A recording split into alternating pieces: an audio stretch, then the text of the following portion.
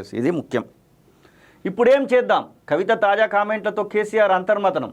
పార్టీకి భారీ డ్యామేజ్ జరిగిందనే అంచనాలు.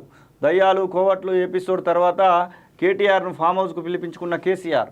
కవితను పిలవకుండా రాయబారులతో మంతనాలు. కేటీఆర్ను పిలిచినట్టే కవితను పిలిస్తే బాగుండేదంటున్న నేతలు. తన తండ్రి నుంచి పిలుపు రాకపోవడంతో ఆమె మనస్తాపం చెందారని చర్చ. కవిత తాజా వ్యాఖ్యలతో బీఆర్ఎస్లో మరింత హేట్ పెరిగిందంటూ చూస్తున్నాం. మరి కవిత దెబ్బకు అటు బీజేపీ ఇటు బీఆర్ఎస్ రెండు పార్టీలకు కూడా దెబ్బ మీద దెబ్బ పడ్డట్టు కనబడతా ఉంది. కేటీఆర్ హరీష్ రావుల లక్ష్యంగా ఎమ్మెల్సీ కవిత చేసిన సంచలన కామెంట్లు బీఆర్ఎస్లో కలకలం రేపుతున్నాయి.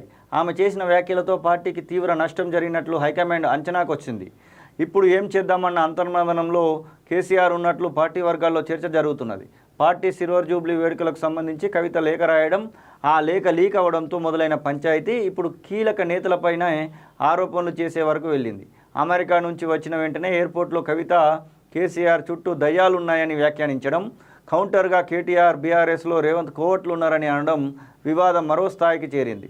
ఇంత జరుగుతున్నా తన తండ్రి కేసీఆర్ పిలిచి మాట్లాడకపోవడం వల్లే కవిత మనస్తాపం చెందారని, ఈ క్రమంలోనే ఆమె మరోసారి తీవ్ర వ్యాఖ్యలు చేశారనే చర్చ పార్టీలో నడుస్తున్నది.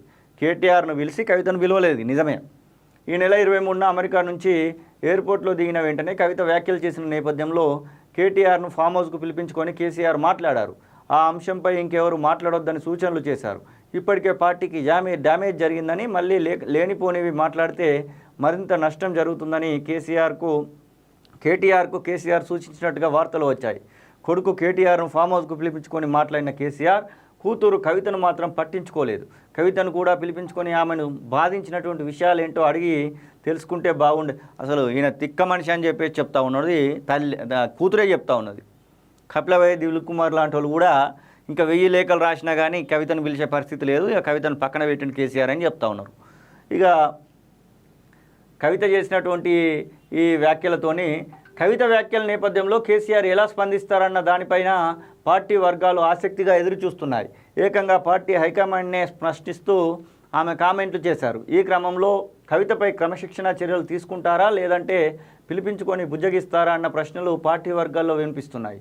అసలు ఇంత జరుగుతున్నా కేసీఆర్ ఎందుకు మౌనంగా ఉన్నారని ఆ ప్రశ్నలు కూడా తలెత్తుతున్నటువంటి పరిస్థితి. మరి కవితను ఒకవేళ పిలిపిస్తే ఏం జరుగుతుంది, పిలిపియకపోతే ఏం జరుగుతుంది? కవితనేమో ఇప్పటికే పార్టీ పెడుతుంది అన్నటువంటి వార్తలు వస్తున్నాయి. తెలంగాణ ఉద్యమకారులకు ఫోన్లు చేస్తూ ఉన్నది. తెలంగాణ ఉద్యమకారులకు గాదయ్య, అలాగే కొంతమంది తెలంగాణ ఉద్యమకారులకు కవిత డైరెక్ట్గా ఫోన్ టచ్లోకి వెళ్ళి అన్న సపోర్ట్ చేయండి, మనం ఎలా ముందుకు వెళ్దామని చెప్పేసి మాట్లాడుతూ ఉన్నది. ఇటు బహుజన జెండా అనేటువంటి బ్లూ కలర్ జెండాను పట్టుకొని ముందుకు పోవాలని చూస్తూ ఉన్నది. ఇట్లా నెంబర్ ఆఫ్ ఈక్వేషన్స్ని అయితే మనం చూస్తూ ఉన్నాం. కవిత ఒకవేళ పార్టీ పెడుతుందా ఏం పెడుతుందా అనేది పక్కన పెడితే కేసీఆర్ అయితే కలవడు, ఇది పక్క. రేపో మాపో సోకాజ్ నోటీసు పక్క కేసీఆర్ నుంచో లేకపోతే ఆ పార్టీకి సంబంధించినటువంటి క్రమశిక్షణ కమిటీ నుంచో కవితకు ఒక లేఖ కూడా వస్తుంది, సోకాజ్ నోటీస్ వస్తుంది. మళ్ళీ మనం ఇక్కడనే మాట్లాడుకోవాల్సిందే దాన్ని.